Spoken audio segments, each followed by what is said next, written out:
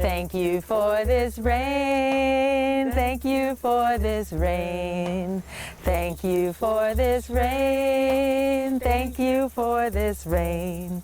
This healing, this healing, this healing rain. I cannot believe we picked the rainiest day of the year to come out here, but you know what? Mother Nature is doing her thing, and I am not mad at her. Meet Leah Penniman, co-founder of Soulfire Farm, a community-based farm in Petersburg, New York that helps fight social injustice in the food system. My favorite definition of a farmer is, if it starts raining, do you go inside?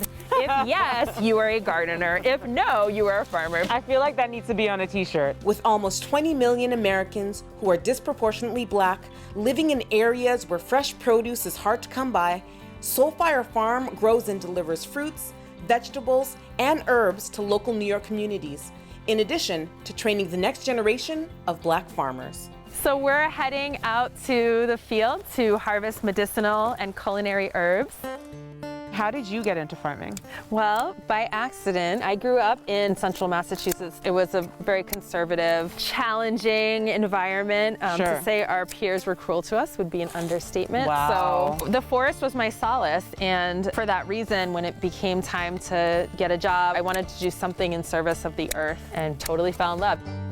What has your experience been as a Black woman in farming? Oh, I almost quit farming. In my early 20s, I had gone to all the farming conferences. Year after year, there was not a single person of color presenting anything. It was almost all white men, actually. Would you say there was a lack of inclusivity, or we weren't in these spaces? Or was it that we weren't welcomed in these spaces either? Oh, all of the above. For me, I took it really to heart and just thought, did I pick the wrong path? I mean, the whole country is built on white supremacy, and food and ag is no exception. 98% of the land in this country is white-owned. 85% of the farm workers are people of color who are not protected under the law equally. My family's from the Caribbean, and so I see in the summertime in some of these small towns, you hear the accents and you realize, wait a minute, these workers have been brought up for the harvest.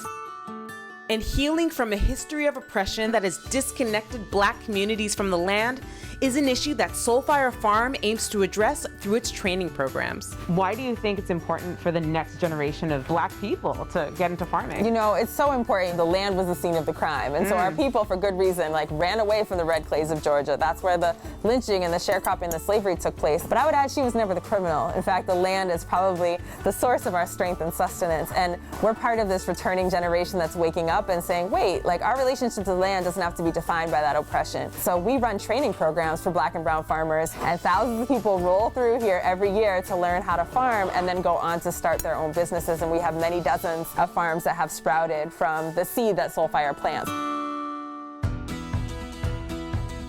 We're packing our solidarity shares, so all of this food goes to over 50 families in the capital region. And delivering these goods is livestock manager Justin. What do you do here at the farm? I take care of all of the animals, and I also help with maintaining the property, and every Thursday I make the deliveries. It sounds like you are a man of many talents and responsibilities. What are you delivering and where to? I'm delivering the solidarity shares to families in need, and it's in downtown Albany, Troy, and the refugee center that gets food. So is this service paid? So on a normal farm, you would pay the farm a set amount of money at the beginning of the year, and you'd get a bag of groceries every week. Whereas here, we're donating the bags of groceries to the families. So you're really creating access through this particular way of distribution. Yes. I had an incredible day at Soulfire Farm. The passion and the energy just radiates off of everyone working here. We talk about food so much, and we don't talk about all the racial injustices that exist within the food system. And as a Black woman, it's really hard to hear. Have a wonderful day. Take care.